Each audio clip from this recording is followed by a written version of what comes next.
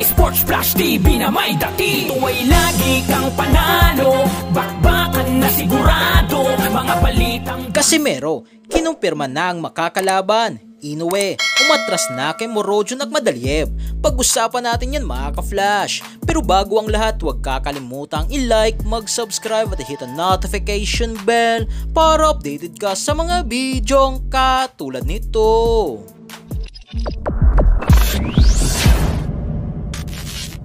So sa report nga po mga ka-flash ng boxing scene at Mo Boxing No Problem ay hindi nga raw mangyayari ang bakbakan ni pound for pound rank number 2 sa buong mundo na si Naoya the Monster Inoue versus Morojo Nagmadaliev. Ito nga ang naging pahayag ni Bob Arum. No chance. Who is this guy? Nobody ever heard of him. We're not gonna fight a no-name guy in Wembley. Inoue means so much to Japan. It's the same Inoue with 3 titles as with 4. Na dito ay wala nga pong pake si Bob Arum kung tanggalan man ng titulo si Inoue. Wag lang makalaban si Morojo Nagmadaliev.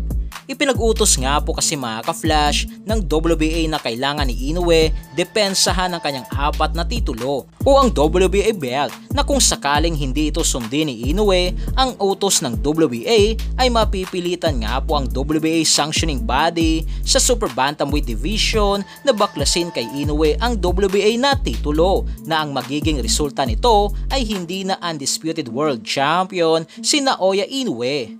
Ayon nga po kasi mga ka-flash, sa kampo ni Inoue at ni Bob Arum, ang tinatarget nila dito ay walang iba kundi ang mas matanda pa kay Casimero at wala na rin sa prime na si Taiji Doheny. Habang sa kabilang balita nga po mga ka-flash, patungkol naman kay Angas ng Pinas, former 3 Division World Champion General Cuadro Alas Casimero, sa muli nitong pagbabalik sa ibabaw ng lona ay kinumpirma na nga po ni Casimero na isang undefeated boxer sa 122 pounds Super Bantamweight Division ang makakalaban ni Cuadro Alas Casimero. Subalit hindi pa nga po niya dito sinasabi kung sino mismo ang undefeated boxer na ito at nagbigay lang ito ng 3 pinagpipilian na posibleng makakalaban ni Casimero. Yan ay sina Liam Davis na may kartadang 16 wins, walang talo at may 8 knockouts. Sumunod si Sam Goodman na may kasalukuyang kartada na 18 wins, walang talo at may 8 knockouts. At ang panghuli ay si David Picasso o Alan Picasso Romero na number 1 mandatory challenger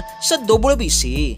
Na dito nga po mga ka-flash, ang pinakamalapit na talaga makakalaban ni Casimero ay si David Picasso na ito din ang pinaka-the best at pinaka-makakapagbigay ng magandang resulta sakaling manalo si Casimero dahil rated number 1 nga po si Picasso sa WBC.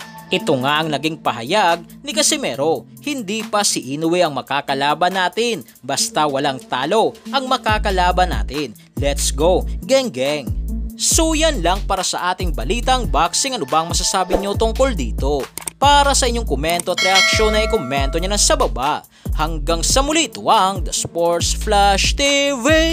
Sports Flash TV na may dati. Ito ay lagi kang panalo, bakbakan na sigurado, mga balitang boxing. Ito laging bago, balitang boxing, laban na kasado.